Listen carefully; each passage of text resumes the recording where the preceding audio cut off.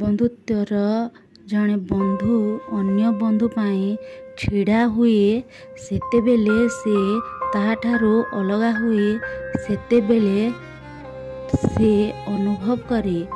ଜଣେ ଭଲ ବନ୍ଧୁ ହେଉଛି ସିଏ ତୁମ ପରି ହେବା ପାଇଁ ତୁମକୁ ସମ୍ପୂର୍ଣ୍ଣ ସ୍ୱାଧୀନତା ଦେଇଥାଏ।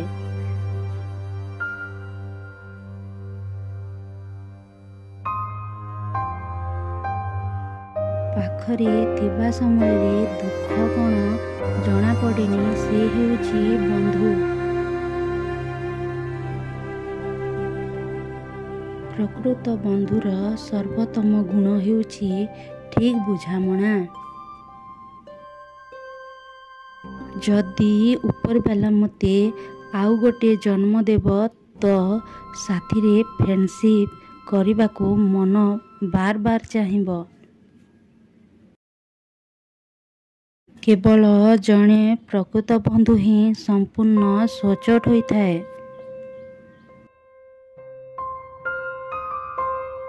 ତୁମର ସବୁ ଦୁଃଖକୁ ବାଣ୍ଟି ନିଅନ୍ତି ଫ୍ରେଣ୍ଡସ୍। ମୁସ୍କିଲ ସମୟରେ ପାଖରେ ଥାନ୍ତି ଫ୍ରେଣ୍ଡସ୍। ଲୁହ ଜଣେଇ ଦିଏ କଷ୍ଟ କିପରି, ସଂସ୍କାର ଜଣେଇ ଦିଏ ପରିବାର କିପରି, ବଚନ ଜଣେଇ ଦିଏ ମଣିଷ କିପରି, ସମୟ ଜଣେଇ ଦିଏ ବନ୍ଧୁତା କିପରି। ଆଉ ପ୍ରକୃତ ବନ୍ଧୁ ସିଏ ଯିଏ ପାଣି ଭିତରେ ବି ବନ୍ଧୁର ଲୁହକୁ ଚିହ୍ନିପାରେ।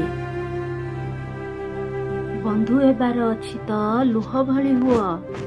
ସମ୍ପର୍କ, ଦୋସ୍ତି, ପ୍ରେମ ତାଙ୍କ ସହିତ ରହିବ ଯିଏ ତୁମ ହସ ପଛରେ ଥିବା କଷ୍ଟ, କ୍ରୋଧ ପଛରେ ଥିବା ପ୍ରେମ ଆଉ ତୁମ ନୀରବତା ପଛର କାରଣକୁ ବୁଝିପାରୁଥିବ। ଜଣେ ବନ୍ଧୁ ଯିଏ ନିଜଠାରୁ ଅଧିକ ତୁମ ଉପରେ ବିଶ୍ୱାସ କରିଥାଏ। ତୁମର ଲୁହକୁ ବୁଝୁଥିବା ଜଣେ ବନ୍ଧୁ ଅନେକ ବନ୍ଧୁଙ୍କ ଅପେକ୍ଷା ଅଧିକ ମୂଲ୍ୟବାନ। ଯିଏ କେବଳ ତୁମର ହସ ପଛରେ ଲୁହକୁ ଦେଖିପାରେ।